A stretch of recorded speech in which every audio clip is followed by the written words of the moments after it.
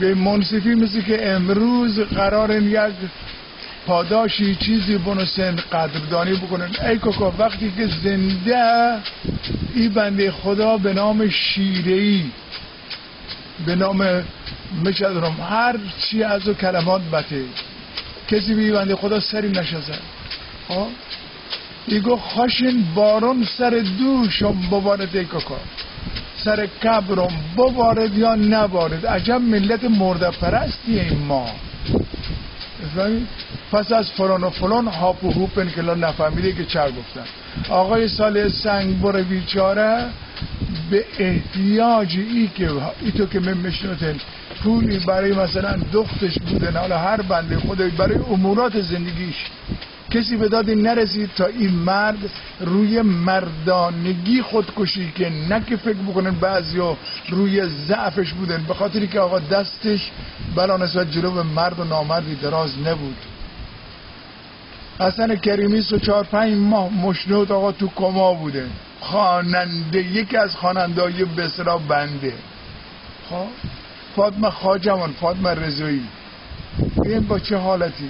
ای بابا بل بکن اینا همش هر چی اگه برادر مصلحتی با شبا به خودی مطرح بکن، شبا شهرتی به قولی رو پیدا بکن، در صورتی که مرحبا بندر عباسی عزیز خوشحال مباش که همسایه ما گنوخت دل ما خواسته، این همسایه گنوخ ازم پدر و مادر در تارد و زندگی برات حرام کن.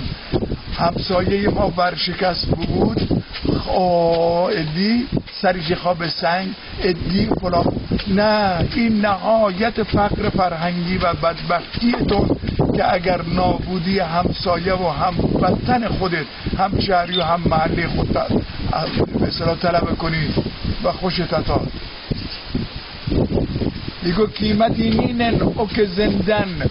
یکی از آهنگانی 44 سال پیش ما رو خدا بیامرز حبیب زادن. قیمتی نینن او که زندن و خبولکن مال مردن. تا که این مرده پرست ای خدا به چه مت کردن که قسمت رو مت کردن درد و مهنت. این درد و مهنت و تو با سایرین همین دور و برا به هم دیگه بمونجه، عوضی که باری از بار هم دیگه بسیمت دوش هم دیگه سرباره کنی. ایگو تو که یارم نی پیشم چرا، تو که جونم نی نیشم چرایی، تو که باری ز دوشم بر نگیری بی پدر و مادر بر روی بار سربارم چرایی. بره اینا تجزیه و تحلیل بکنی، 1 2 تا 4 تا بکنی، این 4 روز عمر نه به خودتون ظلم بکنی نه به دیگران. همین به ارزان